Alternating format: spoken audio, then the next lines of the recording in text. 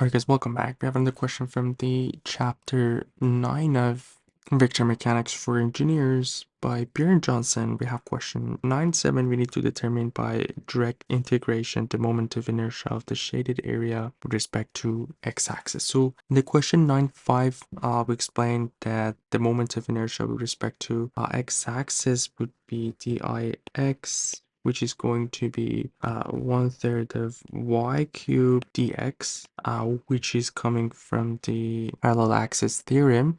I'm going to put the link in the description below why we use this formula to find the moment of inertia. And for here, I'm just going to use this formula to find the moment of inertia, and let's see what we get. So if we do the integral in here, we're going to get 1/3 of y cubed, and based on the curve that we have, this is our strip where this side is y and the base would be dx. And we have the relationship between y and x. Basically, our y is equal to 4h times x over a negative x squared a squared, and this has to be all to the power of 3 dx, and the rest of this is basically solving this integral, knowing that our x is moving from 0 to a. All right, so what we have in here basically is, let's say a negative b all to the power of 3, which we know is a cubed negative 3 a cubed times b plus 3ab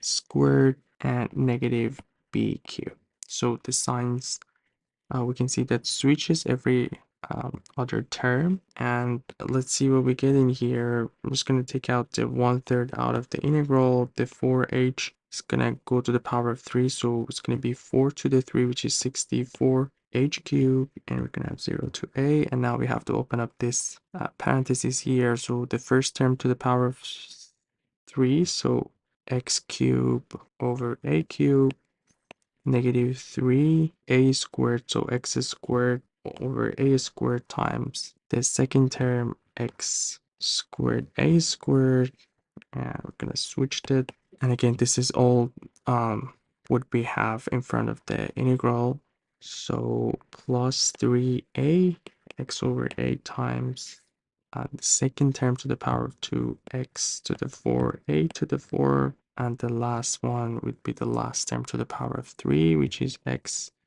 to the 6 a to the 6. So now we just have to do the integral for each of these terms. So we have 64h cubed over 3, and now let's do the integral for each of these terms. The first one is going to be x to the 4 over 4a cubed. The second one, it's going to be let's just show it in here. So this is going to be negative 3a to the 4 a to the 4, and this one is also 3x to the 5 a to the 5.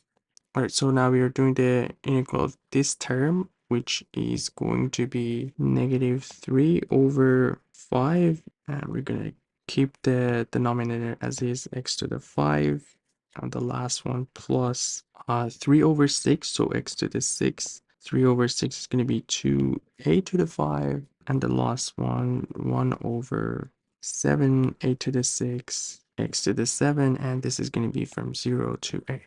So the 0 is going to give us 0 because we have x in each of them. So we just have to figure out what we're going to get if we put just a in here. So the first term, this is going to be a to the 4. So we can cancel it out with the denominator. The second one, going to get 3a over 5 plus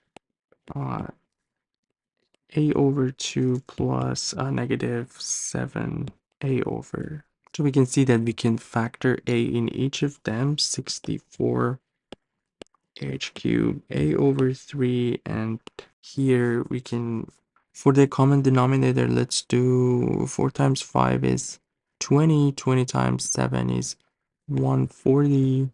So from the first term, we're going to get 35 negative 140 divided by 5 times 3, so negative 84.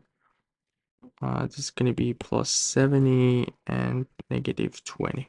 So let's see what we get. 35 negative 84 plus 70 negative 20.